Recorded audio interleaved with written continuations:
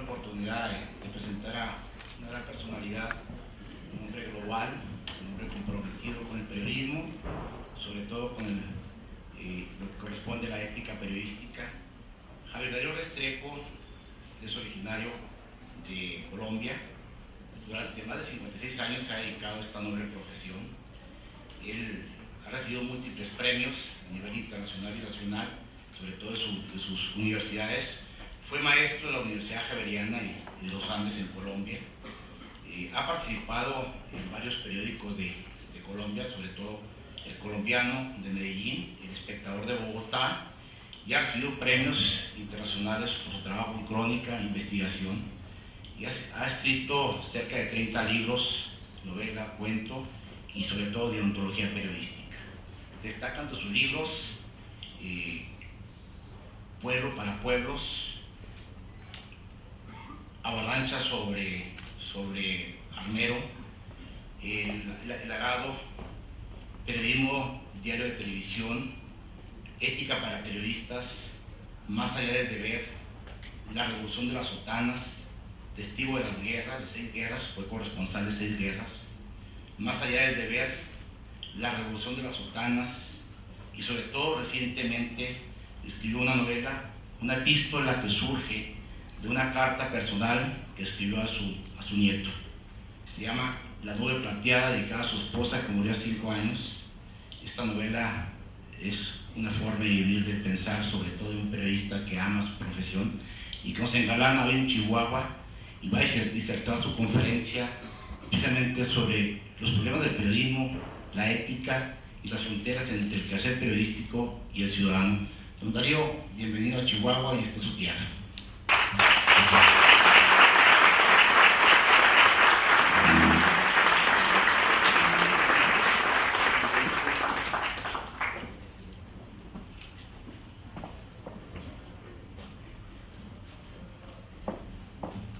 Muy buenos días a todos.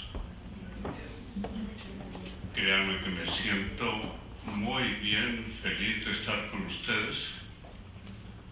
A los viejos siempre nos conviene mucho la vecindad de los jóvenes, por todas las razones del mundo. Y en mi caso, la vecindad no solo de jóvenes, sino de gente que está soñando con prestarle a la sociedad el servicio de la información a través del periodismo. Eso me planteaba a mí un pequeño problema de qué hablar frente a un auditorio compuesto mayormente por jóvenes que están estudiando periodismo o comunicación. ¿Qué decirles que sea lo más útil de todo? Yo venía recibiendo y recolectando información acerca de un fenómeno que me preocupa, que es el fenómeno de la cultura digital. Ustedes saben que a los viejitos la cultura digital nos patea, y lo veo yo en ese cierto gesto de suficiencia de mi nieto cuando le digo: venga, ayúdeme en esto. Y él se yergue en sus 14 años para decirme: abuelo, si es tan sencillo, mira, es esto y esto. ¡Qué maravilla! Yo nunca lo hubiera imaginado. Ese es un episodio constante. Es decir, los viejos ahora estamos aprendiendo e introduciéndonos en la cultura digital de la mano de nuestros nietos. Una mano amable, tierna, pero a veces arrogante. Esa sensación de poder, de enseñarle uno al abuelo alguna cosa, ya eso le da. Pero es bello, es interesante. Bueno, no sigo con recuerdos personales, sino para explicarles que reuniendo información sobre lo que le está pasando al mundo del periodismo, llegué finalmente a la conclusión de que el futuro del periodismo está 100% condicionado por la cultura digital. Esa es la razón del título que ustedes ven ahí arriba. El futuro del periodismo. El impacto de lo digital en ese futuro. Hablar de futuro lo expone uno a la charlatanería, que es la que encuentra en todas esas tarot y cosas de esas que todos los días te dan la formulita de qué es el futuro que se le espera a usted. Pura charlatanería. Y la charlatanería de las brujitas que tienen la bola de cristal y que creen ver o quieren hacer creer que ven en la bolita de cristal el futuro. Más bien le creería yo a esas sacerdotisas romanas que en las entrañas de los animales que sacrificaban leían el futuro. Y buena parte de la historia de Roma se hizo así, guiados por esas lecturas de futuro. El futuro siempre ha sido un tema apasionante para la humanidad. Yo no voy a acudir a bolas de cristal ni a las entrañas de ningún animal sacrificado. Me voy a atener a los hechos, hechos mondos y dirondos, que son los que comenzamos a ver si ahora me funciona esto como me enseñaron hace un ratico.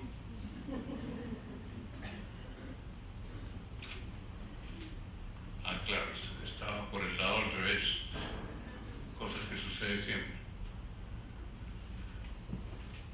Oiga, hermano, esto está funcionando mejor de lo que imaginaba. Primer hecho.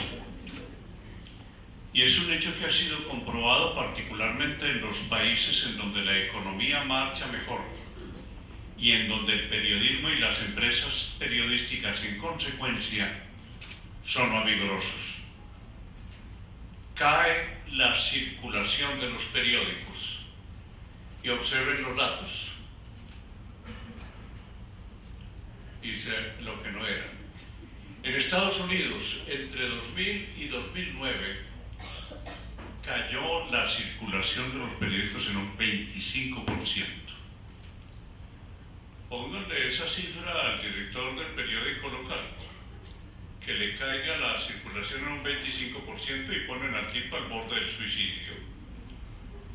Una empresa que de repente ve que su producto cae así, pues esto sucedió en Estados Unidos. En el 2012 cayó el 0,7% y los domingos, que como saben es la gran circulación de los periódicos, en el 1,4%. Miren lo que pasó en España. Entre el 2009 y el 2014 la circulación cayó 18%. El diario El País, tal vez el más conocido de España porque tiene circulación internacional, entre el 2011 y el 2012 tuvo una caída del 10,1%. No se imaginan lo que fue el ambiente que se creó en el interior de ese periódico al registrar ese descenso en su circulación. En Alemania, entre el 2005 y el 2012 cayó la circulación 17%. Y miren lo que pasó en Inglaterra. Cayó entre el 40 y el 50%, que es cuando los periódicos comienzan a pensar en serio si no es el momento de comenzar a preparar su funeral. Son hechos que todavía no nos han llegado aquí. Yo me pregunto, y no tengo todavía la respuesta, ¿por qué no nos han llegado aquí? Lo que sí sé es que llegará aquí ese fenómeno. Y por eso me parece importante que estemos tratando este tema. La mayoría de los que veo en esta sala son periodistas que sueñan con ejercer esta profesión. Ese sueño comienza a ser interferido por aguafiestas como yo, porque ese sueño es un sueño que está condicionado por hechos como este y como hechos como lo digital. Créanme que es preocupante ver en lo digital únicamente esa cosa agradable de estar frente a un juguete que tiene muchas formas de entretenimiento. En este momento yo sé que para muchos es una necesidad de estar abriendo su tabletica para ver qué pasó, que el mensaje último que hubo y demás. Esa es una aplicación. Pero ¿qué hay detrás de eso? ¿Cuáles son las proyecciones que eso tiene? Y sobre todo, ¿cómo va a afectar nuestro periodismo? Yo pienso mucho en los profesores de periodismo de hoy. Como profesor de periodismo tendrá que consultar todos los días sobre ese impacto y si ese periodismo que están enseñando es el periodismo que servirá cuando esté en pleno el impacto de lo digital. Esa es la pregunta que hace interesante este tema en que estamos. Uno de los hechos dolorosos que se suma al anterior. En este anterior veíamos caída de circulación y eso tiene un efecto, los despidos de periodistas. Es el efecto más doloroso que se está dando. Eso de pensar que hoy tuve trabajo y que mañana ya no lo tendré. O como veremos, ha sucedido en muchas partes. Hermano, si queremos seguir funcionando aquí, yo le tengo que recortar su salario. Detrás de esa notificación, que a veces puede ser con todo el frío gerencial, detrás de eso hay todo un drama. Veámoslo. En el 2013, el Berliner Zeitung, discúlpenme todo lo que se refiere a la pronunciación del alemán, que no entiendo nada. De modo que es una pronunciación puramente empírica. Tuvieron que despedir a 40 de 368 de sus periodistas de la sala de redacción. 40. Cada uno de esos 40 un drama. ¿Y yo qué voy a hacer? Que es una de las pesadillas que uno como periodista tiene. Hoy estoy trabajando aquí, pero como que se disgustó el jefe de redacción porque yo le insistí en esto y de esto, y quién sabe. Ese quién sabe es muy doloroso y se convirtió en un drama real, palpable, para estos 40. En el 2012, el diario El País tuvo que despedir a 139 de sus 320 periodistas y le tuvo que hacer la muy vergonzosa notificación a 320 de sus periodistas sobre un recorte del 13% de su salario. Ya me imagino las discusiones familiares. Mi amor, tendremos 13% menos de sueldo.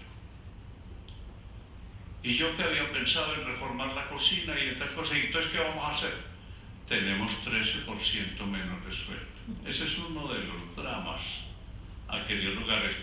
Y es que es muy importante que no nos detengamos únicamente en la frialdad de las cifras, sino que le pongamos rostro humano a cada una de esas cifras.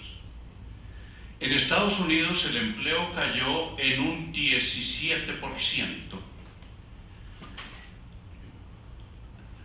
La artista que me hizo a mí este PowerPoint se saltó un dato que es el que tengo que buscar aquí entre mis apuntes, que es el dato del tercer hecho, que es la caída de la publicidad. Ese sí que es un drama para cualquiera de estas empresas, porque detrás de esa caída de circulación, detrás de ese despido de periodistas, estaba una razón. La publicidad había caído.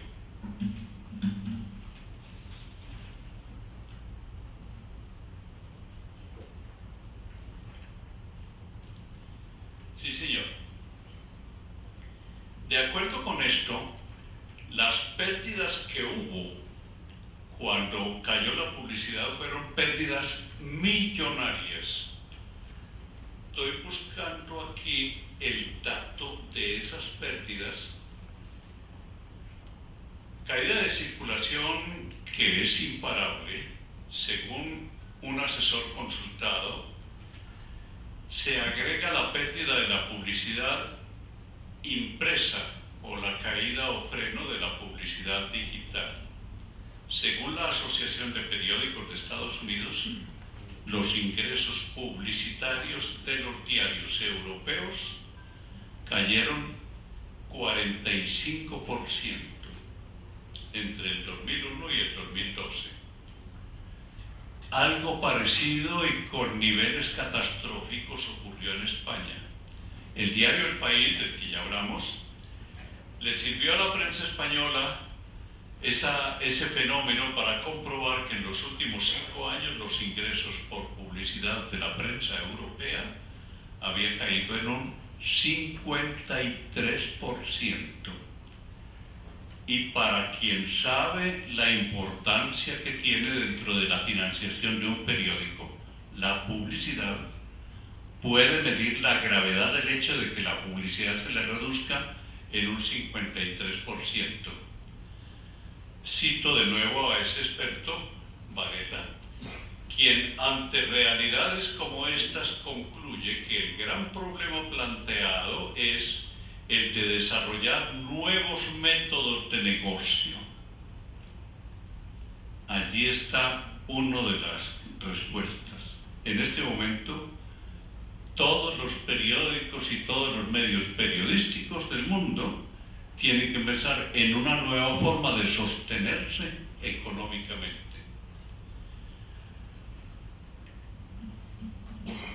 Están pues los despidos,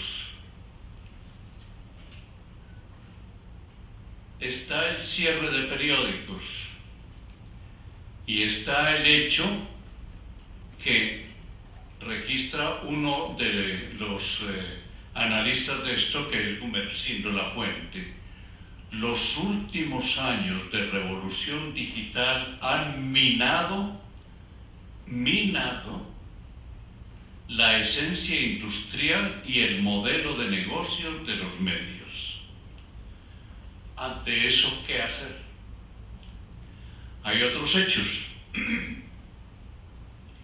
que son hechos significativos. Fíjense que se trata de hechos ocurridos en los medios más conocidos del mundo. Uno pensaría que estos gigantes, el Washington Post, el New York Times y en Estados Unidos el Boston Globe, unos gigantes de esos podrían salir indemnes frente a lo que está sucediendo. Pues no. Y es allí donde cabe pensar, si a estos les pasó, ¿por qué a nosotros no? De modo que no creer que vamos a ser la excepción en estos países de América Latina. Pues ¿qué pasó allí? Por ejemplo, el Boston Globe tuvo que ser vendido por $70 millones, porque ya no podía más con las deudas. Y porque otra administración, como los hoteles en quiebra, que inmediatamente anuncian nueva administración. O sea, las sábanas van a oler mejor y todas esas cosas. New York Times. Este gigante tuvo que pedirle un préstamo de 250 millones al señor Slim. ¿Cuánto había soñado el señor Slim que nada entre millones, que él podría ser no solo el apoyo del New York Times, sino quien decidiera sobre los contenidos editoriales del New York Times?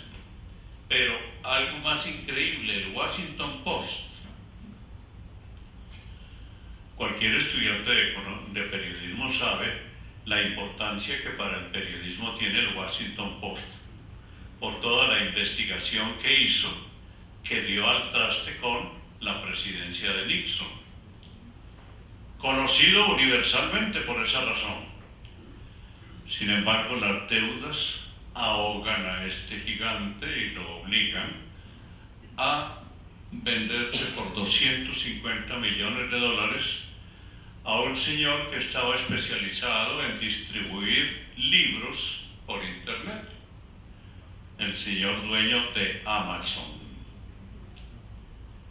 Y entonces el señor Jeff Bezos un día entra en el Washington Post como amo y señor porque acaba de comprar el periódico. ¿Qué había sucedido para que se vendiera ese periódico? Ese es el otro hecho suplementario, si es que alguien todavía no cree que estamos ante una crisis.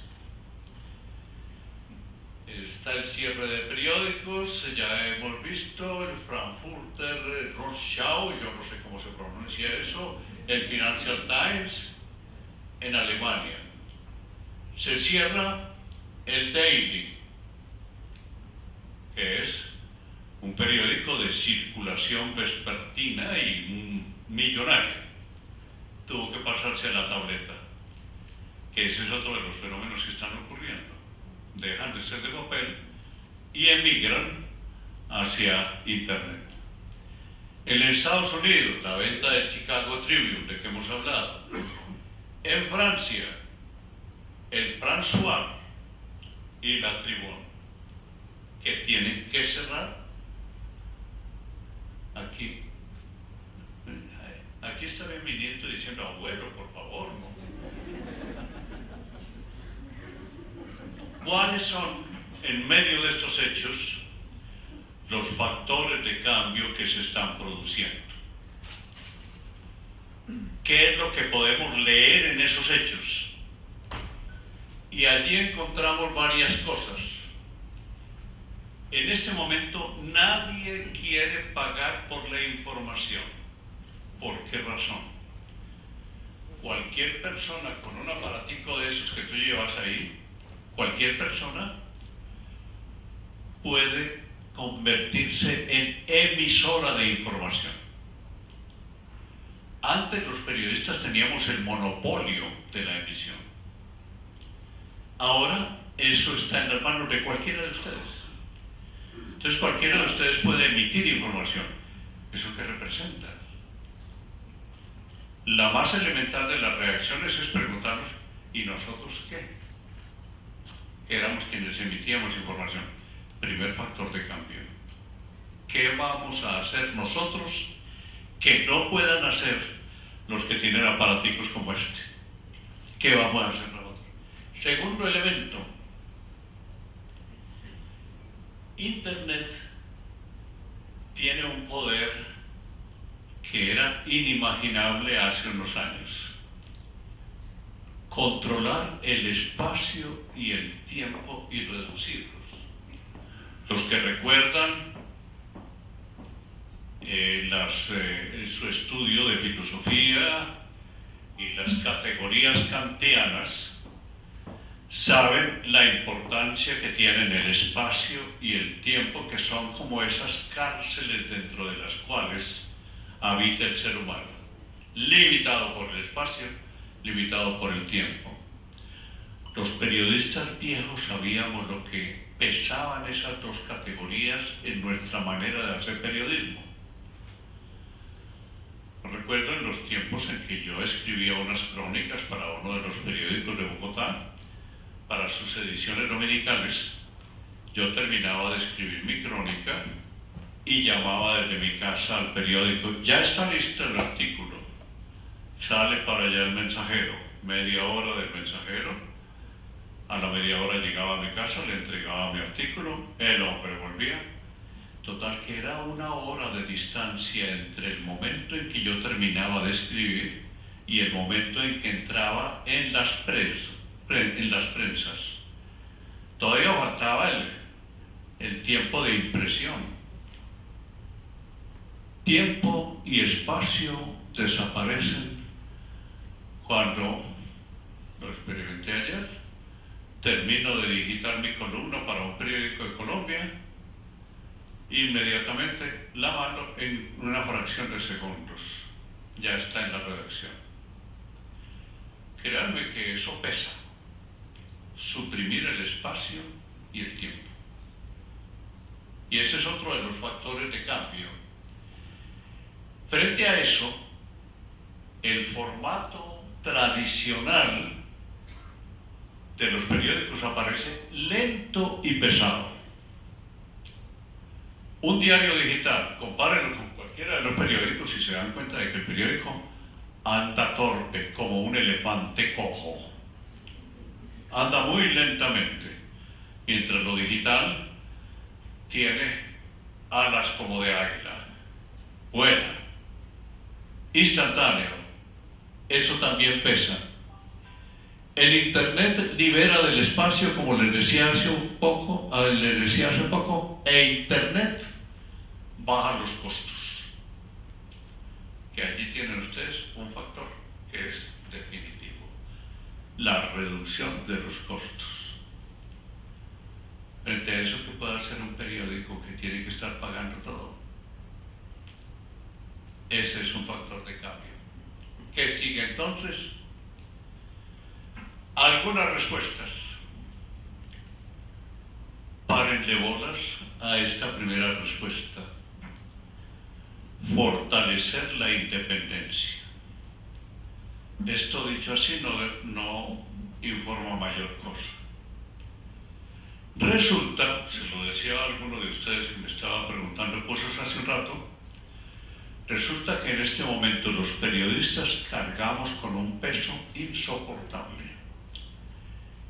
Y es el peso de las sospechas de toda la gente que recibe nuestras informaciones. Cualquier persona que lee un informe que publica el periódico de hoy sobre asuntos económicos, por decir algo, se pregunta, ¿este informe le abre muy buena imagen a tal industria o a tal empresa? ¿Será que ese informe lo pagaron de esa industria y de esa empresa? Este informe dice muy bien de las acciones del gobierno municipal.